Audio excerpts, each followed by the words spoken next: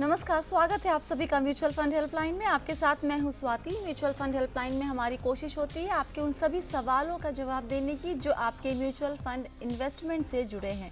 उलझन फंड चुनने को लेकर हो या फिर फंड से बाहर निकलने को लेकर, हर तरह की उलझन का समाधान हम आपको देंगे। तो शुरू करते हैं आज का शो और देखते हैं कि आज के शो में खास क्या है।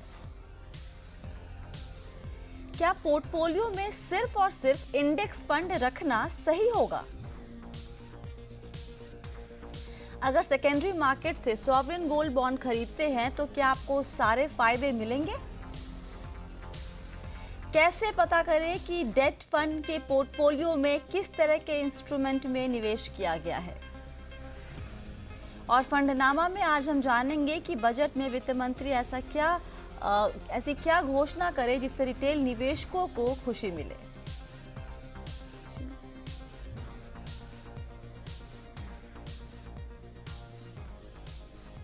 और आज आपके सवालों के जवाब देने के लिए हमारे साथ जुड़ गए हैं कुबेरा.in के फाउंडर गौरव रस्तोगी। गौरव, बहुत बहुत स्वागत है शो में। कैसे हैं आप? Long time.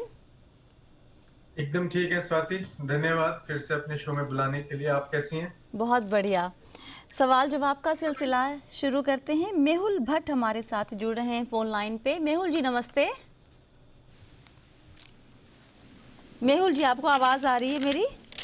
हाँ, आ रही है। नमस्ते, शुक्रिया मेरी शामिल करने के लिए।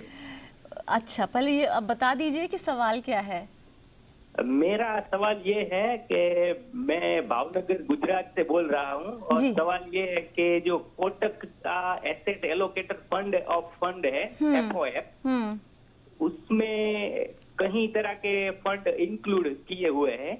तो हमें जो एक्सपेंस रेशियो डायरेक्ट फंड में देना पड़ता है वो सभी का देना पड़ता है या सिर्फ एक का ही देना पड़ेगा? बहुत ही इंटरेस्टिंग सवाल है। फंड ऑफ फंड में निवेश करने की शायद सोच रहे हैं और जानना चाहते हैं कि ये फंड जहाँ जिस फंड में निवेश करेगा, जिस स्कीम में निवेश करेगा, क्या सभी का एक्सपेंस रेशियो देना होता है या फिर इसका फंड ऑफ फंड का एक अलग से एक्सपेंस रेशियो होगा, बस वही भरना होगा निवेशकों को? एक्चुअली बहुत ही अच्छा सवाल है क्योंकि ये कंफ्यूजन काफी निवेशकों को होती है क्योंकि ये बहुत अच्छे तरह से इसको डिस्क्लोज नहीं किया जाता है। तो जैसे आपने जो फंड का नाम लिया है, Kotak asset allocator growth direct plan, इसमें वो 9 स्कीम्स में अभी इन्वेस्टेड है। उन 9 स्कीम्स के अपने जो एक्सपेंस रेशियो है वो कुछ 0.1% से लेके 1.4% है। तो जब आप इस फंड ऑफ फंड में इन्वेस्ट करेंगे तो आपको 2 फीस देनी पड़ती है। जो अंडरलाइंग फंड्स हैं उसके एक्सपेंस रेशियो आप उस प्रोपोर्शन में दोगे जितना इन्होंने इस फंड ऑफ फंड में इन्वेस्ट किया है। उसके ऊपर आप एक 0.5% एक्सपेंस रेशियो दोगे जो कि सिर्फ इस फंड ऑफ फंड के मैनेजमेंट के लिए आप कोटक को दे रहे हैं। ओके। तो दोनों एक्सपेंसेस आपके नैव में रिफ्लेक्ट होंगे। तो मतलब 0.5% तो जा रहा है यहाँ पर आपका FOF का जो एक्सपेंस रेशियो दिखाते हैं वो, और शायद इसीलिए उस फंड की फैक्ट शीट में भी जो एक्सपेंस रेशियो है उसके ऊपर 2 स्टार मार्क बने हुए। मैंने पढ़ने की कोशिश की थी कि उसके आगे क्या है, वो स्टार मार्क क्यों बने हैं, लेकिन वो कुछ दिखाई नहीं लिखा हुआ। इसका मायना यही है कि आपको 2 तरह के एक्सपेंस रेशियो यहाँ भरने होते हैं।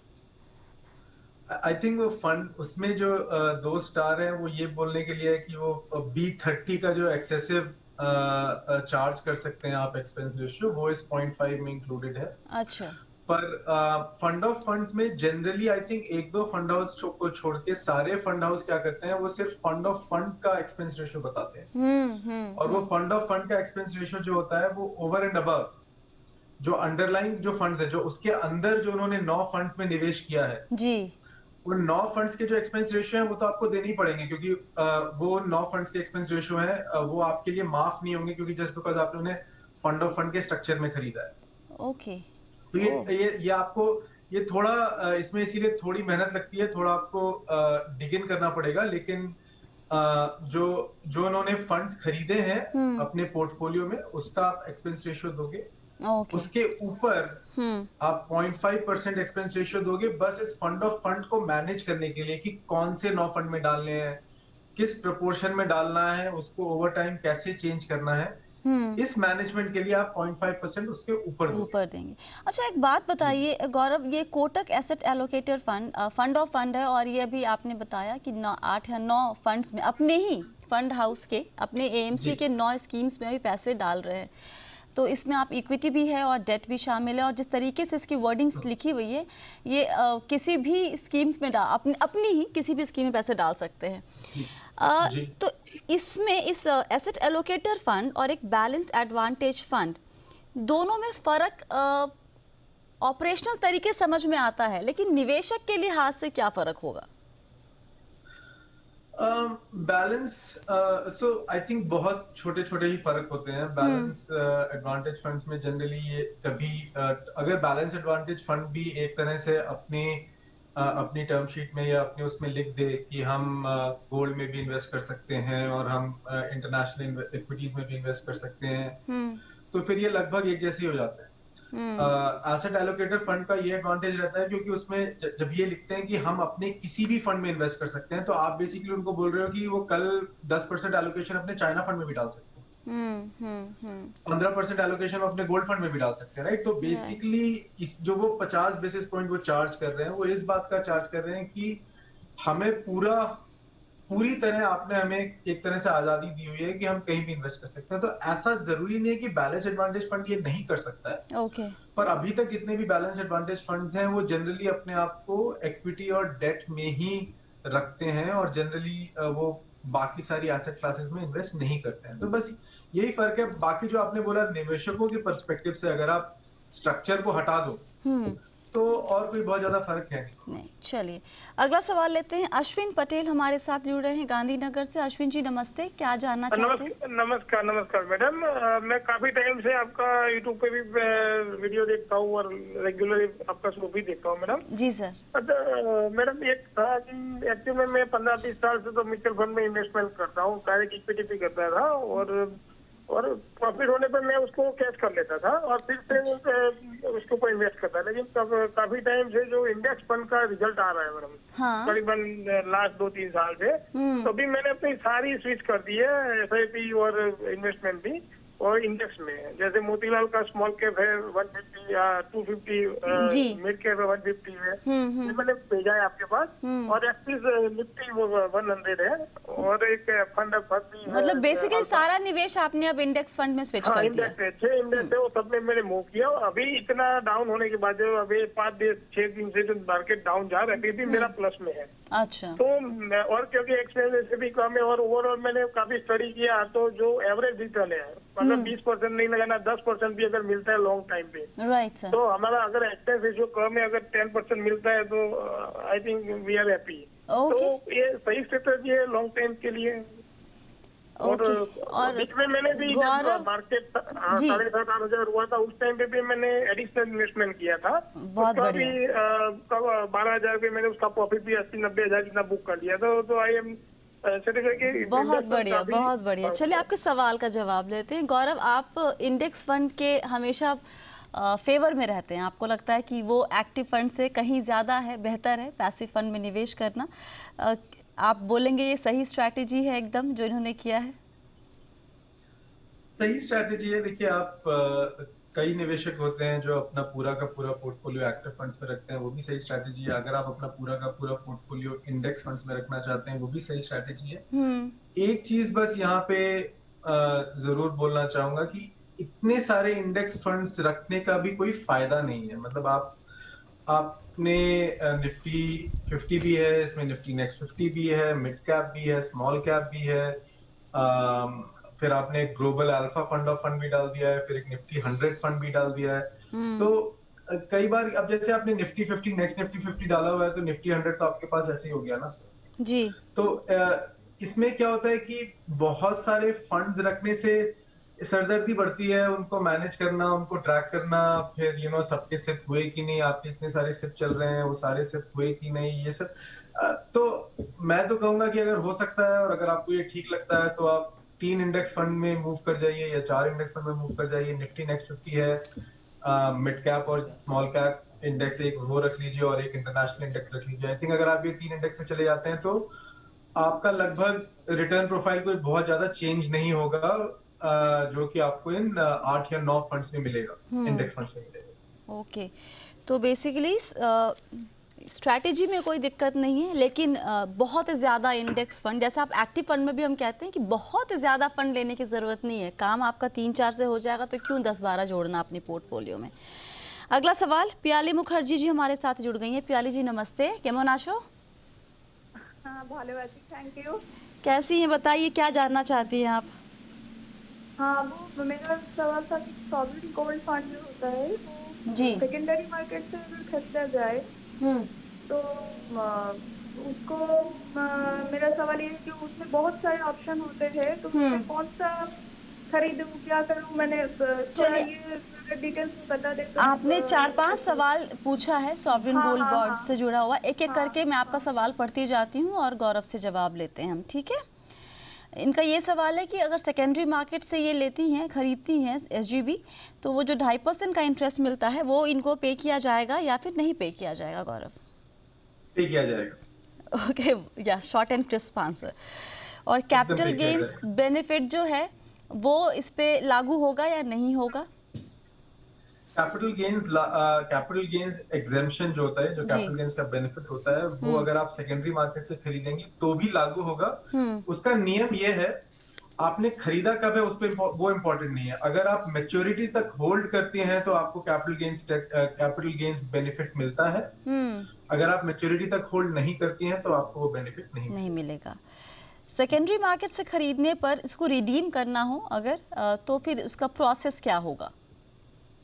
प्रोसेस आई थिंक लगभग मोटा मोटी सिमिलर ही है। 1 महीने पहले आपको मैच्योरिटी डेट का जब वो मिल जाता है तो आपको फिर अपना बैंक अकाउंट और मैच्योरिटी प्रोसीड आपको किस बैंक अकाउंट में क्रेडिट कराने हैं वो आपको उनको भेजना पड़ेगा।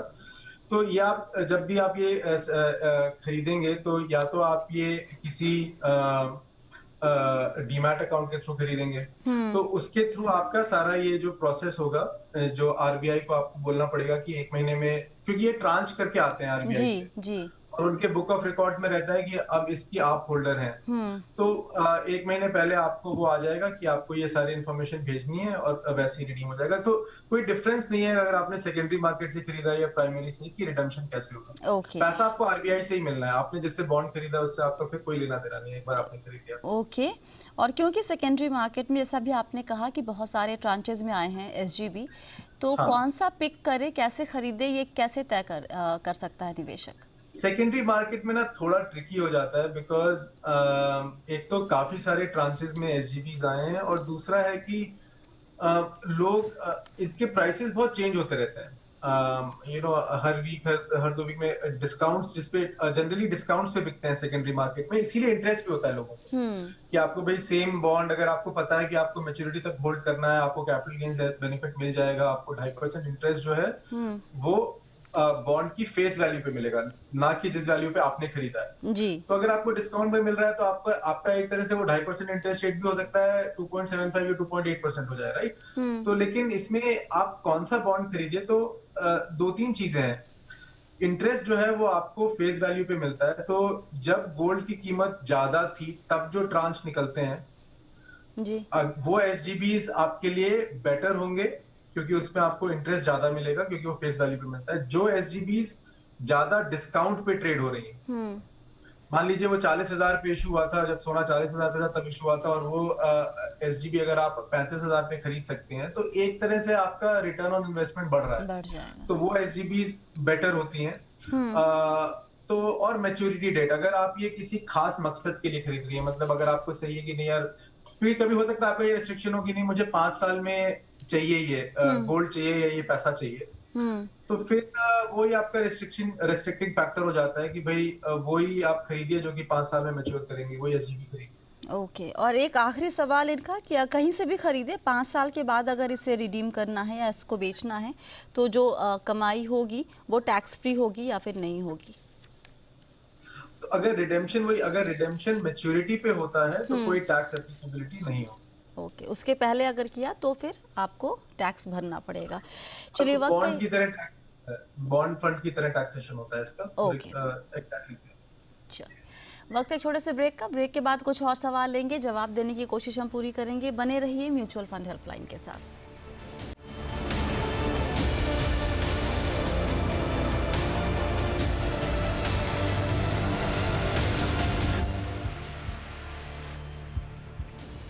म्यूचुअल फंड हेल्पलाइन में एक बार फिर से आप सभी का स्वागत है। आज आपके सवालों के जवाब दे रहे हैं हमारे एक्सपर्ट गौरव रस्तोगी। अगला सवाल लेते हैं वेदांत सचिन अमृतकर हमारे साथ फोन लाइन पर है। Vedant ji. Yes ma'am. Sir आपकी उम्र 15 साल है यस। और आप म्यूचुअल फंड में निवेश करते हैं। यस। आप कितनों को शर्मिंदा करेंगे आज? No ma'am. अच्छा बताइए कि आप क्यों निवेश कर रहे हैं, क्या टारगेट लेकर चल रहे हैं? Ma'am my main aim is to only accumulate the wealth for my future. कितना कितना पैसा जोड़ना चाहते हैं वेदांत? मिनिमम 2 करोड़। 2 करोड़? आपने मेल में लिखा था 50 lakh. But my that goal was different, but this is now different goal. और कितने साल में 2 करोड़ जोड़ना चाहते हैं? There is no limit of time ma'am. Sir time तो वेदांत जोड़ बताना पड़ेगा ना अब 10 20 ईयर्स। अच्छा 20 ईयर्स में 2 करोड़। ओके और हम ये नहीं पूछेंगे क्यों, आई एम श्योर आपके पास आपकी वजह होंगी। 2 करोड़ अगर 20 साल में जोड़ना हो तो कितने पैसे मोटे तौर पे निवेश करने की ज़रूरत होगी गौरव? अब at the top of my mind तो बताना बड़ा मुश्किल है, पर अगर आप मोटा मोटी भी लगा लीजिए कि कम से कम इन्हें 70 से 80 लाख का सिप इन्वेस्टमेंट चाहिए, तो साल का करीब 4 लाख हो गया, तो महीने का करीब 30-35 लाख 20-25 के आसपास का मेरा कैलकुलेशन कह रहा है, अगर 12% रिटर्न लेके चलते हैं तो 25। अगर आपने कैलकुलेट किया तो वही सही होगा। मैं तो अंदाजे से बता रहा हूँ कि लगभग इतना होगा, तो 25 सही है। तो उतना चाहिए होगा हर मंथ, अगर आपको 20 साल में 2 करोड़ चाहिए। और वेदांत ऑलरेडी आपका जो निवेश है वो 4 म्यूचुअल फंड में है। Yes ma'am. उस पे भी राय क्विकली बता दीजिए गौरव, ये चारों फंड कैसे हैं? फंड्स तो चारों ठीक है, मतलब आपने किस बेसिस पे ये फंड्स अगर आपने सिलेक्ट किए हैं, क्या आप बता सकते हैं थोड़ा? क्योंकि ऐसा लग रहा है कि तो चारों फंड में कोई बुराई नहीं है। एक्सिस ब्लू चिप, मेरा asset emerging blue chip, axis small cap और पराग पारिक लॉन्ग टर्म। पराग पारिक लॉन्ग टर्म तो हमारे प्लेटफॉर्म पे भी काफी पसंदीदा फंड है, काफी इन्वेस्टर्स इसको लाइक करते हैं। बट ऐसा देख के लग रहा है कि ये जो 4 फंड है, ये इन चारों के पास्ट परफॉर्मेंस बहुत अच्छी रही है। अगर जब पिछले 3-4 साल का परफॉर्मेंस देखा जाए जी, तो इसके सिवा क्या आपने कोई और क्राइटेरिया यूज किया कि इन फंड्स को कैसे सिलेक्ट करें? क्योंकि अक्सर ये होता है कि जो फंड्स किसी 4 या 5 साल के दौरान अच्छा परफॉर्म करते हैं, तो कोई जरूरी नहीं है कि वो आगे भी अच्छा परफॉर्म करें। तो 2 चीजें हैं, अगर आपने सिर्फ परफॉर्मेंस के बेसिस पे सिलेक्ट किया है तो थोड़ा सावधान रहिए, क्योंकि उसमें फिर अगर इनकी परफॉर्मेंस नहीं कंटिन्यू करती है तो आपका मन करेगा कि मैं इनको बदल दूं। बदलने से भी कोई बहुत खास फायदा होगा नहीं, क्योंकि बहुत मुश्किल होता है पता करना कि कौन सा फंड अच्छा करेगा, कौन सा फंड बुरा करेगा। तो सबसे इंपॉर्टेंट चीज है कि 20 साल तक डटे रहिए, 4 फंड्स के साथ लगे रहिए। अगले 20 साल में मतलब आप 15 साल के हैं, ये बहुत ही बड़ी बात है कि आपने 15 साल में इन्वेस्टिंग करना शुरू किया, क्योंकि तो 20 साल बाद भी आप सिर्फ 35 साल के होंगे। तो कई लोग तो 35 साल की उम्र में शुरू करते हैं, तो वो अपने में एक बहुत अच्छी बात है। पर ये याद रखिए कि अभी तक आपने जितना भी मार्केट देखा होगा वो सारा तेजी का मार्केट देखा होगा। तो जब ये मार्केट 20%, 30% गिरेगा, 40% गिरेगा, तब भी याद रखिएगा कि आपके 20 साल का टाइम पीरियड है और कोई जल्दी नहीं है आपको। जैसे अभी आज आप बोल रहे हैं कि भाई कोई जल्दी नहीं है, मुझे 2 करोड़ तक पहुंचना है, मैं बस लॉन्ग टर्म के लिए इन्वेस्ट करना चाहता हूँ। तो ये बात जब मार्केट 30-40% गिरेगा ना, तब आप रोज दोहराना अपने आप को, और तब मत बंद करना अपनी सेविंग्स। तो ये टिप आपके लिए वेदांत की जो निवेश है वो कंटिन्यू रखिए, और जब बाजार गिरे तो यही बात जो आज आपने कही है कि लंबा नजरिया है, आराम से मुझे बस 2 करोड़ तक पहुंचना है, इस मंत्रा को याद रख लीजिए। ठीक है? Yes ma'am. चलिए अगला सवाल हमारे साथ जुड़ रहे हैं फोन लाइन पे CR कौशल जी। कौशल जी नमस्ते। जी नमस्ते मैम। सर क्या जानना चाहते हैं? जी मैम, मैं जानना चाहता हूँ, मुझे अभी LIC से मैंने मनी बैक पॉलिसी ली थी, तो उसमें मुझे 5 लाख रुपए मिले थे। तो मैं इससे किस डेट फंड में इन्वेस्ट करूं ताकि उसको मार्केट गिरने पे उसे स्विच कर सकूं? मतलब कोई टाइम फ्रेम क्लियर नहीं है, ये बाजार गिरेगा तब उसको आप वापस इक्विटी में लगाएंगे? लार्ज और मिड कैप में और मल्टी कैप में तब आप लगाएंगे उसको। तो यहाँ पर और मुझे- कैपिटल प्रोटेक्शन जो है वो आपके लिए अहम है, राइट? जी जी जी। तो वक्त का पता नहीं कितने वक्त तक रखना है, लेकिन कैपिटल प्रोटेक्शन मेन पर्पस यहाँ पर दिखता है। किस कैटेगरी में जाएं, किस डेट कैटेगरी में? तो मतलब आपके लिए तो काफी मतलब सीधा सा है कि लिक्विड या अल्ट्रा शॉर्ट टर्म फंड्स जो होते हैं, जो सबसे कम क्रेडिट रिस्क लिया जाता है जिन फंड्स में, जिन फंड्स में उन फंड्स में आप पैसे रखिए, क्योंकि आपका सुन के लग रहा है कि आपका पूरा मकसद यही है कि अगर मार्केट 5%, 10%, 15%, 20%, जब भी जो भी आपका टारगेट है, जब भी वहां गिरेगा आप ये सारा का सारा पैसा या तो आप स्विच कर लेंगे इक्विटी में या एसटीपी कर लेंगे एक्टिव इक्विटी में। तो लिक्विड और अल्ट्रा शॉर्ट फंड्स सबसे सही रहेंगे आपके लिए। और एक और बस बात कहूंगा कि कई लोग ऐसा करते हैं कि कैश रख लेते हैं ये सोचने पर कि जब मार्केट गिरेगा तो हम खरीद लेंगे, और वो मार्केट गिरता रहता है, मार्केट गिरता है तो फिर वो सोचते हैं थोड़ा और गिरेगा तो हम खरीद लेंगे, फिर मार्केट थोड़ा और गिरता है तो फिर वो सोचते हैं थोड़ा और गिरेगा तो हम खरीद लेंगे, फिर वो कभी खरीद नहीं पाते हैं। तो जो भी आप आपने अपने लिए जो प्लान बनाया है ना, उसको एग्जीक्यूट जरूर करिएगा। ऑल राइट, चलिए यहाँ पर अब हम क्विकली रुक करते हैं हमारे खास सेगमेंट फंडनामा की तरफ।